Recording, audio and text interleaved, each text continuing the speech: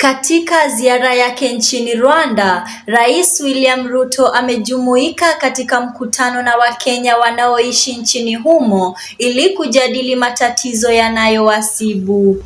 Akizungumza kwa niaba yao, Boniface Mutua ambaye ni mwenyekiti wa Wakenya wanaoishi Rwanda amelalamikia ushuru wa kiwango cha juu, ukosefu wa huduma ya usafiri wa SGR nchini humo, pamoja na Wakenya kunyimwa fursa ya kununua mashamba zaidi ya moja.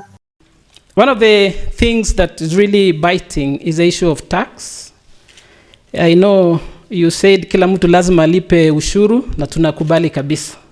Lazima tulipe ushuru. Ours is slightly different. If you check the current Kenya Finance Act 2022, there was an introduction of a clause that doesn't seem to be working very well for diaspora, whereby for you to be a tax resident in Kenya, you need to have a permanent home and only spend one single day in Kenya. And you have to declare your worldwide income. Initially, that clause never used to be there. It used to be 183 days before we can look at the worldwide income. Lakini ile tunatengeneza nyumbani, we are very happy to pay tax nyumbani. Ile ingine tunatengeneza huku nje, of course unaona inakuja nyumbani, itakuja, lakini tunaomba utuangalilie hiyo mahali. Wakenya wanaomba SGR ifike Rwanda. And I know right now kuna vile inaweza pita Uganda ikuje mpaka huku, so tungefurahia sana. Foreigners are only allocated one plot of 300 square meters for residential purposes. Tungeomba kama ungeongea na president wa huku tupate wa Kenya, hata ikiwa ni favor kidogo, tupate at least 2, tukijenga hapa tunapanda sukuma pande nyingine. Roslyn Njogu ambaye ni katibu mkuu wa Wizara ya Mambo ya Nje amezungumzia matatizo anuwai yakiwemo Wakenya kutoruhusiwa kuoana katika ofisi kuu ya balozi ya Kenya iliyoko Rwanda, suala linalowalazimu kurudi nyumbani kufunga ndoa. Vilevile amesema kuwa Wakenya walioko Rwanda wanakumbwa na tatizo la kutopata hati za serikali mtandaoni kama vile vyeti vya kuzaliwa na vitambulisho, akimtaka Rais William Ruto kuingilia kati. I'm delighted to once again be here in Kigali and for the opportunity to speak to you in the land of 1,000 hills as Principal Secretary for Diaspora Affairs. Your Excellency, as I have mentioned before, a lot of our diaspora here are both formally employed and hold a side hustle. They are really, in true Kenyan fashion, hustlers. Among the issues that they raised in February, Your Excellency, was the need for information on opportunities for investment, consular services, which we have canvassed at large, support for Kenyans in distress and Kenyans in conflict with the law, concerns about tax, which have been raised again, more room at the Chancery and the official ambassador's residence for the High Commissioner to host the Diaspora National Days. I believe the exact words were, "We want space ndio tuweze kupiga sherehe." They raised some mental health concerns. There was the issue of love and the request for marriages to be conducted at the High Commission, and so on. Your Excellency, ladies and gentlemen, to address some of these issues, we have, in collaboration with the State Department for Immigration and Citizen Services, just flagged off mobile consular services in the US, as you might have heard, and are doing a road trip around the country offering passports, IDs, and so on. We do expect to have mobile consular services across Africa within May and June.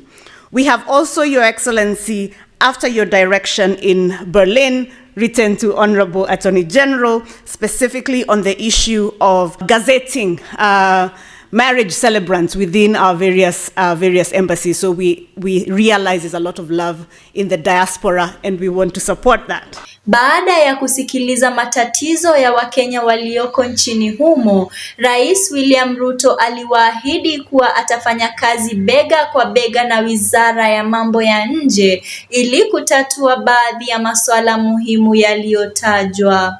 Vilevile, rais huyo alipongeza jamii hiyo kwa kuiwakilisha Kenya vyema nchini humo na pia kuiomba kutumia urafiki wa Kenya na Rwanda kama jukwaa la soko la kujiendeleza. I had a chat with President Kagame last evening And I must tell you guys, you have kept a very good account of yourselves. The president of Rwanda had tons of appreciation and gratitude for what you are doing in Rwanda. Pongezi sana. You have actually lived up to the belief that, in fact, the best ambassadors we have anywhere in the world, aside from the embassies we have, is the Kenyan diaspora that is representing our country in a phenomenal way. The Attorney General has given concurrence that he is going to gazette our embassies as a place you can go and get married. But the law in Kenya will continue to apply. You can only get married if you are a man to a woman. By no means am I discouraging you from owning property in Rwanda.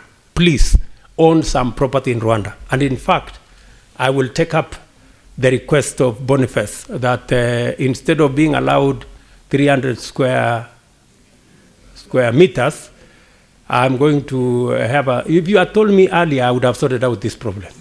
I have come here to Rwanda because we have business, as you are all aware, and I want to say my visit to Rwanda is part of that effort of eliminating barriers. We signed 10 MOUs, again, to give us the nexus and the opportunity to build networks that will facilitate many more professionals, many more business people, many entrepreneurs to again find it easy to work, to invest, to trade, and to do that which makes us, all of us, better. Aidha, Alfred Mutua ambaye ni waziri wa masuala ya nje ameiomba jamii hiyo kuanzisha biashara Kenya ili kuibua nafasi za kazi na kuimarisha urafiki kati ya nchi mbili hizo. The diaspora is part of Kenya. You may be away from Kenya, but you're part of Kenya, and we care about you. And the reforms that we have undertaken and everything we're doing is to make your life easier.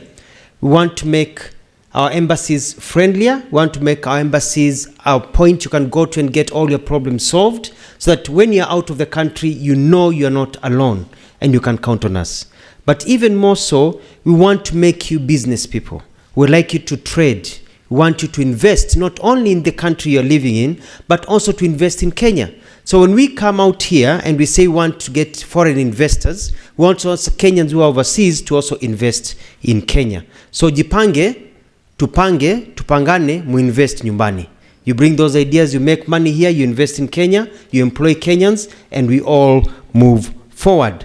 Nikiripotia runinga ya County Splash, jina langu ni Ibtisam Abdalla.